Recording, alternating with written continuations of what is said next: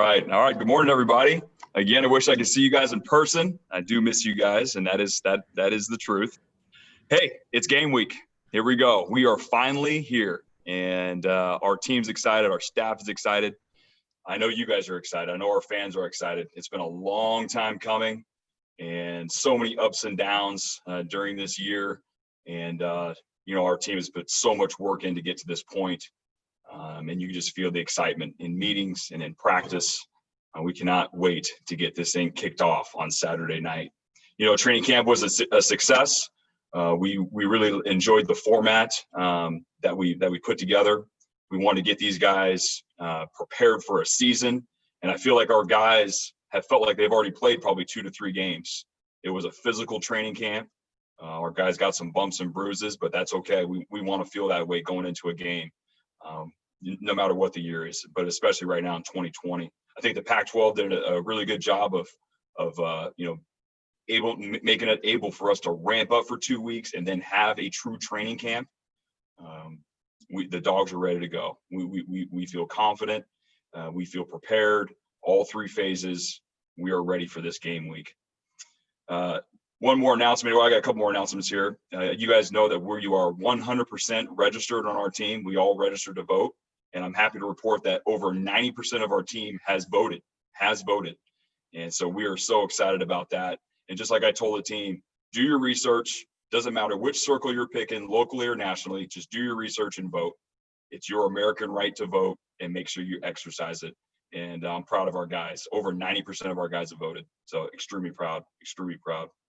Last thing here, then I'll open up to questions. We do have a roster update. Taj Davis has opted out, and we respect his decision, and we're going to support him. He's always going to be a dog, and we hope we can get him back here shortly. And just like with those other 2 guys that have opted out over the coronavirus concerns, we support those guys, and we are here for them. Taj, we love you, and we can't wait to get you back. All right. With that, I will open up to questions. All right, we'll start with Tim Booth and then Chris Fetters. Go ahead, Tim. Jimmy, who's your starting quarterback? Yeah, great question. I guess we will find out about 7:34, maybe Pacific time, right around there on Saturday night. How would you assess the way that they came out of the last scrimmage, and what stood out to you about the way your 4 options played in that game? I was extremely excited. I've been telling the team we've been making plays in all 3 phases throughout training camp. We finished on a high note in our last preseason game, number 4. It was just a fist fight going back and forth. Offense making plays, defense making plays, special teams making plays. And, I love that competitive atmosphere. I know the guys could feel the competition brewing week in and week out. And we're excited to go swap paint with another jersey and another helmet now going against somebody else. All right, Chris Fetters and then Mike Farrell. Go ahead, Chris. Yeah, Jimmy, regardless of the format or when you guys were going to play them, the last couple games with Cal have been not to your liking, obviously. Was this going to be a game that had a little special significance for you regardless of where it landed on the schedule? Yeah, I mean, Cal's is a really well-coached football team, and they got really good players, and it's going to be a slugfest. I think Coach Wilcox has done a really good job of establishing his culture there, and since he's took over, they play solid, really solid defense, and their offense does a good job possessing the football and scoring when they need to, and which is a huge change from prior staff before he arrived there. And I think year in and year out, as long as that coaching staff is in place, it's going to be a challenging game. The last 2 games have been defensive, just brutal fights to the end. And I'm expecting the same thing to happen this Saturday night. We'll go to Mike Farrell and then Christian Capel. Go ahead, Mike. Yeah, Jimmy. I mean, you mentioned the physicality in this camp. And in Cal, last year they really did a good job in the running game and forcing missed tackles. How did you like the tackling in camp? And did the scrimmages help to be able to simulate that physicality when it's hard to go all out in practice? Yeah, no, exactly. I think we definitely tackled more than we ever have in the past year during this training camp, just to get these guys ready to go, especially with us playing 7 games guaranteed that, we didn't feel like we were going get too banged up. And thankfully we did not. So now we feel like we've got about 2 to 3 games under our belt before we actually play our first Pac-12 game. But like I said earlier, those last two games against Cal have been defensive slugfest. We've ran the ball well against them. They've ran the ball well against us, but they've both been very low scoring games. And I think both teams are built almost the same way. And I think you're going to see another good, well-played game this Saturday night. All right, Christian Capel, then Larry Stone. Go ahead, Christian. Hey, Jimmy, I know you've mentioned the possibility of playing multiple quarterbacks in a game. I'm curious, from your experience as a defensive coach, is there something about facing multiple quarterbacks that you didn't like that was difficult to defend against or prepare for? And is there a reason why you wouldn't want to do that, or why that wouldn't be ideal for you guys to play more than one guy there? It definitely, from a defense perspective, it definitely keeps you off balance. I mean, all you have to do is look to New Orleans Saints, and they're doing it pretty well right now, playing 2 quarterbacks. That keeps defenses off balance. You don't know what to expect. Now, for sure, if we're set up this way, we'll see if we are. We'll see if we're not. If there's a guy that's can just take over the reins and be the guy, then he'll be the guy. But from a defensive standpoint, if there's a guy back there that can just take control, that's difficult to defend. And if there's a two-headed monster back there, that's difficult to defend. And we're going to do whatever's best for our team to make sure we get victories here in 2020. All right, sorry about that. We'll go to Larry Stone, then Lauren Kirschman. Go ahead, Larry.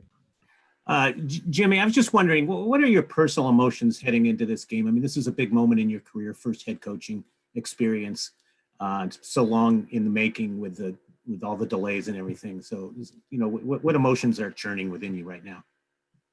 Yeah, Larry, I mean, I am just extremely excited for our staff and our players. All the work behind the scenes of going through all these new protocols and, getting into the building, getting out of the building, someone does test positive or it's a false positive. I mean, there's just so many things, cleaning equipment, our medical staff, our strength and conditioning staff, our administration, just to allow us to just get back in the building and start working on football again. And then all these new things that our players are having to deal with on a daily basis, filling out their daily attestation. And I mean, it's just been a process. And so I'm just excited for our guys and our staff to go out there and play football, play this game that they love, that they prepare for 12 months every single year, and just go let it loose on Saturday night. I can't wait for kickoff or kickoff return, whatever it is. I can't wait to see the smiles on everybody's faces. We're going to slip one in with Dave Mahler, who can't find his raise hand button, and let Dave ask a quick question. Go ahead, Dave. Yeah, I'm technologically challenged, apparently. Jimmy, have you guys gotten clearance yet for parents next week at Husky Stadium? Any update there? I have not heard any update on that. Hopefully, as you guys know, we are pushing for that. We think the parents of and families of our players should be able to watch, their sons play here in Husky Stadium. We have a huge stadium, 72,000. It would be great to get them and all spaced out. We've seen other teams that have been able to do that across the country and even in the NFL. We definitely are trying to work towards that. Our administration is working tirelessly to try to get that done. But at this point, there is no update. And as soon as we get one, we'll let you guys know. Got it. Cool.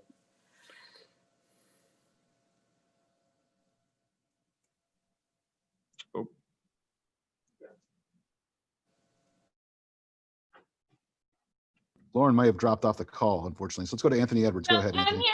Oh, go ahead, Lauren. Okay. Go ahead. Yeah. Sorry Hey, about Jimmy, that. how are you? Great. How are you? Good. So I was curious about Richard Newton just after his breakout year last year. What have you kind of seen from him growth-wise during camp and maybe getting ready to take a next step here? Yeah, I'm really excited about him. He had a really good camp. He's put on some weight, which we like. He was a younger guy, and now he's a third-year guy, just getting older and putting on more muscle. He's always been able to see the hole and then hit it. I think he still has that finesse way of knowing when to turn it on and when to back it off. I'm excited for him again to go against somebody that doesn't have purple and gold on, because he's been beating us up pretty good during training camp. I'm excited for Rich's season. All right, we'll go to Anthony and then Dan Rayleigh. Go ahead, Anthony. How do you guys think you can have more success against Cal than you did last season? And you always talk about how your offense, you wanted to make it hard to defend. Like, what do you mean by that?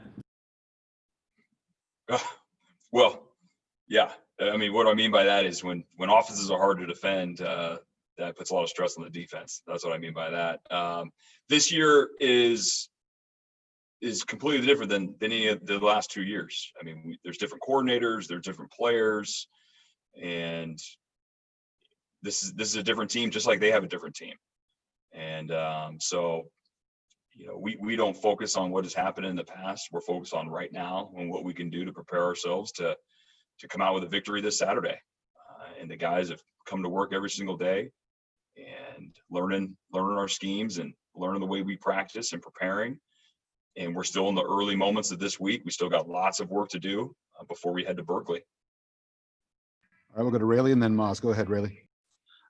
Jimmy, outside of the quarterback, could you name a couple of position battles and the guys who were involved that were just really tight, really close? And you don't even have to name the winner, but could you pick out a couple? Yeah, I mean, again, I think you guys have heard me say this over and over. You know, I'm an equal opportunity employer, and if you show that you know our techniques and our scheme in all three phases, you're going to move up the depth chart. And there's guys that have moved up the depth chart. I'm not going to mention those right now, but I mean, we've had a bunch of competitions across our whole team, and guys that continue to show up week in, week out. If you do it in practice, you're going to do it in games. And we put so much credit on what happens in practice to reward those guys for making plays in practice, and they'll get playing time. And so you'll see those guys get playing time this Saturday. All right, we'll go to Moz and then Lars. Go ahead, Moz. Hey, Coach, you've talked about leadership all, fall camp, and we've heard that. I'm just wondering if you could just tell us what kind of difference that's made leading into the game, your senior leadership, or maybe even guys that aren't seniors, but how leadership has got the team ready and where it is right now.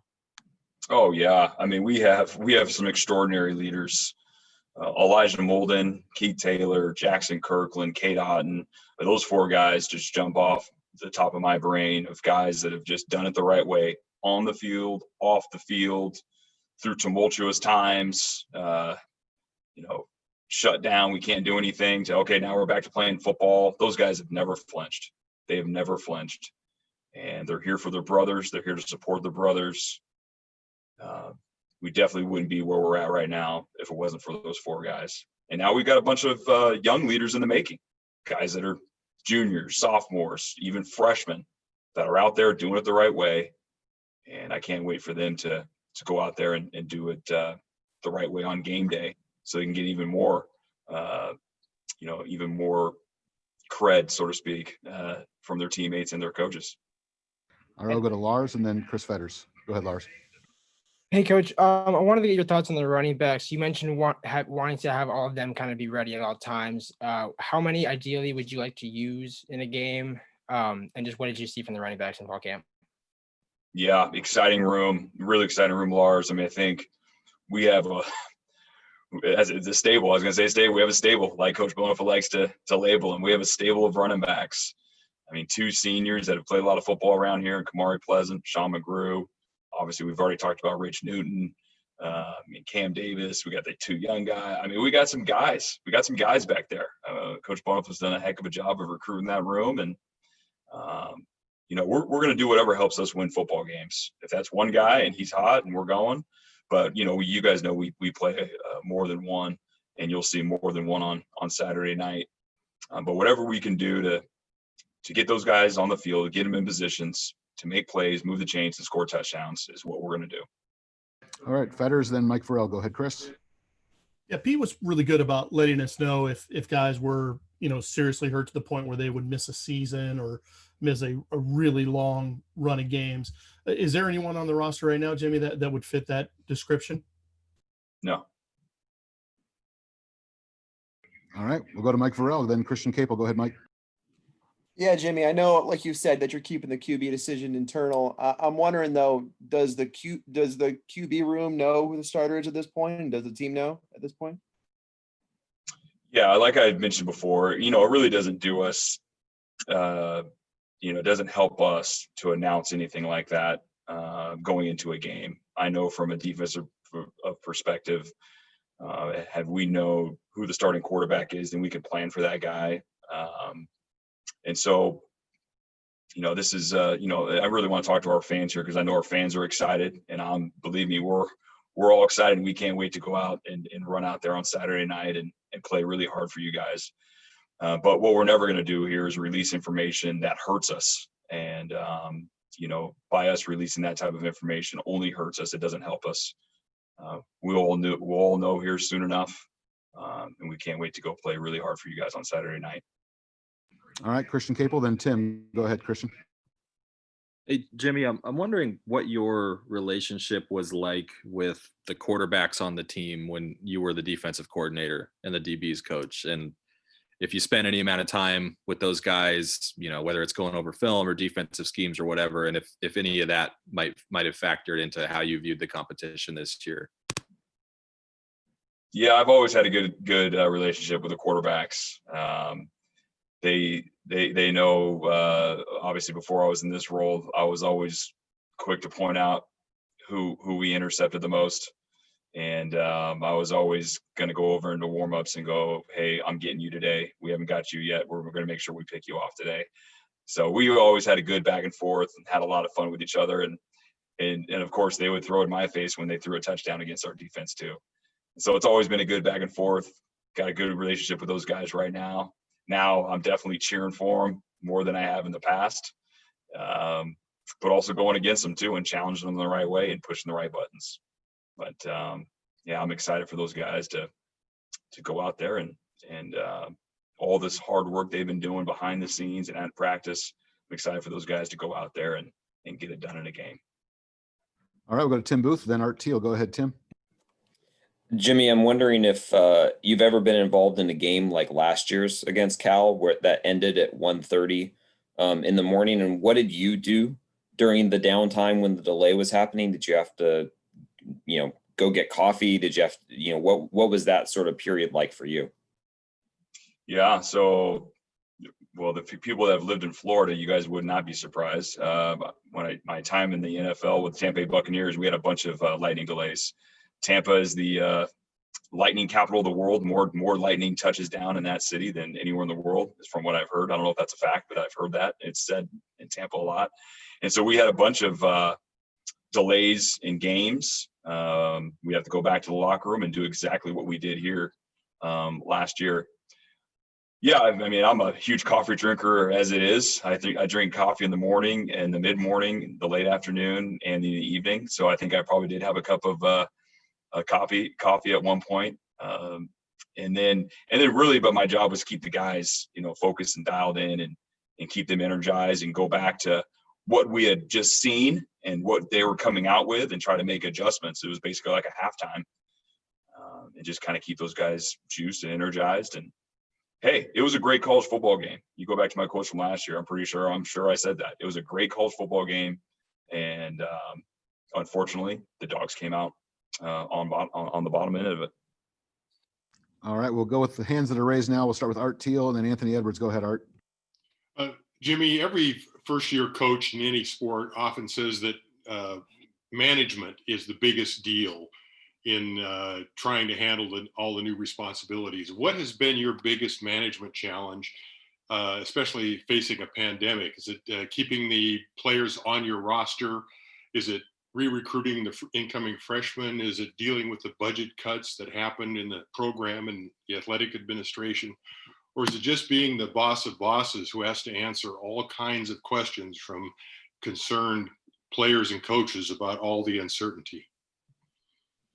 Yeah, great question, Art. I think this is an easy answer. It's been the schedule change for sure. And my executive assistant, Amanda Forche, could tell you that.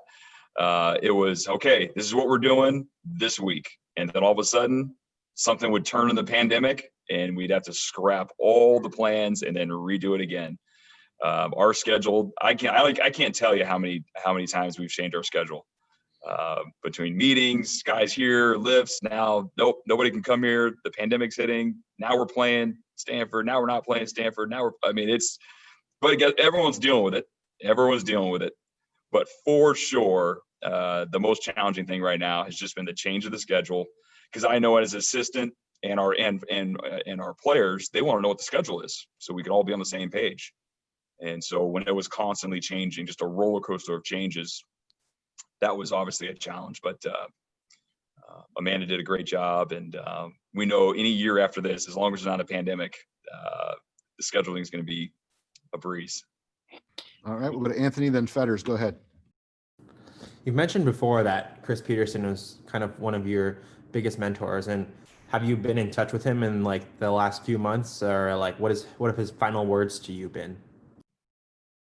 Geez, final words make that sound so dire. No, we've definitely stayed in contact, and he's left me voicemails, very encouraging voicemails during this tumultuous 2020 year that we've all had, and we've traded text messages back and forth. He's been a great support for me, and I know he'll always continue to be. And I know he's going to be glued in, I'm sure, on Saturday and watching the dogs go out there and try to get a victory. But Coach Pete has been a close friend of mine, and he's been a mentor of mine, and he will continue to be. And yeah, we definitely have stayed in contact, and we'll continue to stay in contact. All right, we'll go to Chris Fetters and Mike Farrell. Go ahead, Chris. Yeah, Jimmy, I know some of the other Pac-12 schools have kind of started to ramp up and unveil their name, image, and likeness partnerships and kind of their plan of attack. Is there anything you can share in terms of what you guys want to do with that going forward? Yeah, not at this point. We definitely have a plan. We have a whole executive team that's preparing what we will be able to do once the legislation passes. The University of Washington Athletic Department will definitely be ready once all that passes and what the rules and what the regulations will be. But until that point, we don't want to release anything until we know what the rules are. And so some other teams are doing that. I mean, they don't know what the rules are going to be. I know I don't know what the rules are going to be right now, and I don't think the NCAA knows what the rules are going to be. So once we figure out what those are, just like, excuse me, let me finish my statement there. We will take advantage at the fullest, whatever the rules are going to be for the NIL. And when the NCAA changed the rules on how much you can feed the players and how much you can spend on feeding the players, guess what we did here at UW? We spend more money on food than anybody in the Pac-12, and our guys eat great. And our guys have gained weight and they've gotten stronger, but we're doing it under the rules. And so the same thing. I'll tell you this: other people might be releasing videos and this and that and the other. When the rules get announced and when this thing changes, we will be at the forefront and make sure we exhaust every single thing we can do to make sure our team and our athletic department is head and shoulders above the competition. All right, we'll take 3 more questions. Mike Farrell, then Maz, then Larry. Go ahead, Mike. Yeah, Jimmy, I'm just wondering if you could touch on what both Christopher Brown Jr. and Chase Garbers do for Cal that make them so dangerous. Well, yeah, first, let me go with the running back first. I mean, he's a big running back. Like I told you guys, I like big running backs. He's a big running back, and he runs hard. He runs with square pads downhill, and he's tough to tackle. I mean, that's plain and simple. I like tough football players, and he's definitely one of them. And then their quarterback, he's the most tenured quarterback in the Pac-12. The guy's played more than anybody else has more starts. And so we have quite the challenge. First game off of the 2020 season, the most tenured quarterback in the Pac-12 going against our defense. And, what makes him, besides his experience, what makes him really good is he's accurate with the football. He's detailed with the football, where he's going with it. And then if it's not there, he can also move the chains with his legs. and he's been known to do that every single game he's been playing. So we have a heck of a challenge in front of us. All right, Masvita, go ahead, please. Yeah. Hey, Jimmy, just to get some context, in 2012-13, you were the passing game coordinator at Boise State. Did you work with the offense, or I know I'm just trying to get some context on that. Did you work on the offensive side as well? No, that's for our pass defense. That's for our pass defense. Yep. Okay. Thank you. Mm-hmm. All right, we'll wrap things up with Larry Stone. Go ahead, Larry, please. Yeah, kind of jumping off of that, you've been a defensive coach for your entire career. Now the offense is part of your jurisdiction. How has that transition been to have both sides of the ball, in your bailiwick? I love it. It's definitely been it's been quite the experience, be able to sit there in both meetings now and be able to watch both from a different perspective, and be able to give my 2 cents, to our offensive staff of what causes defenses issues. That's been fun for me, and then watch our defense struggle with it in practice, and then now I can kind of laugh at it. So that's been fun, and I think we all grow as coaches. We're continuing to grow. It's one of our anchors around here. It's just constant growth and improvement. I've really enjoyed that aspect of being able to, be with the offensive coaches and just lend a hand the way I can, of saying, hey, you know what? If you do this causes issues. This is extremely difficult, and the defense is going to see it this way. And they've listened, and it's been definitely a joy and a different perspective for me.